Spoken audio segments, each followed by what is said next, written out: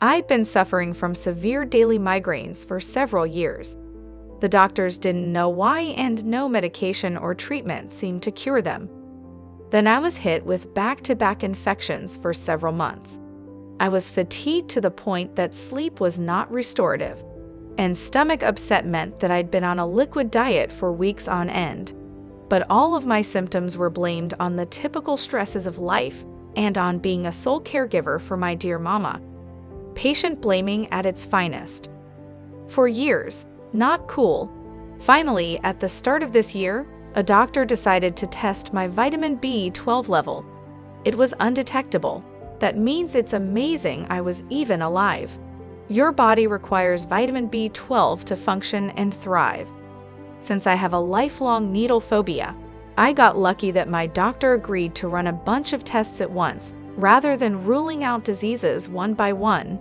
Based on my symptoms, the doctors thought I likely had lupus, rheumatoid arthritis, multiple sclerosis, or fibromyalgia. I was terrified, but I knew something was wrong, and was just glad someone was finally listening.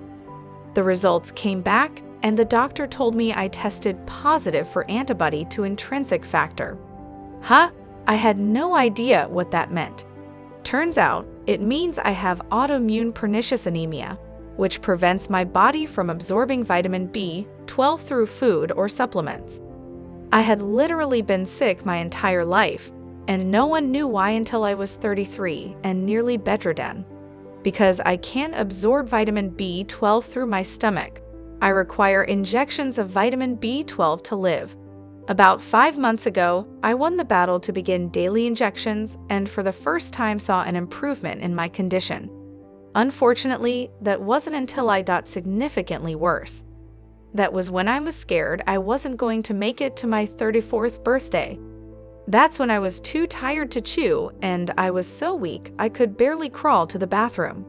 I needed a walker or wheelchair to go anywhere, and I didn't have the strength or coordination in my hands to button/zip/tie any clothing or shoes. I couldn't stand any light, loud noises, strong smells, or even bright colors. The list of misery-inducing symptoms went on and on. But things started to get better after I found the B12 deficiency/pernicious anemia support group on Facebook. That's when I learned about how to properly advocate for myself. It wasn't that I didn't know how, as I've got 5 years' experience advocating for my dear mama. I simply didn't know enough about my disease to know what I'd needed. This is so much more important than you can possibly imagine. My GP actually told me I was the first person she's ever diagnosed with pernicious anemia. So I've had to learn as much as I possibly could for myself.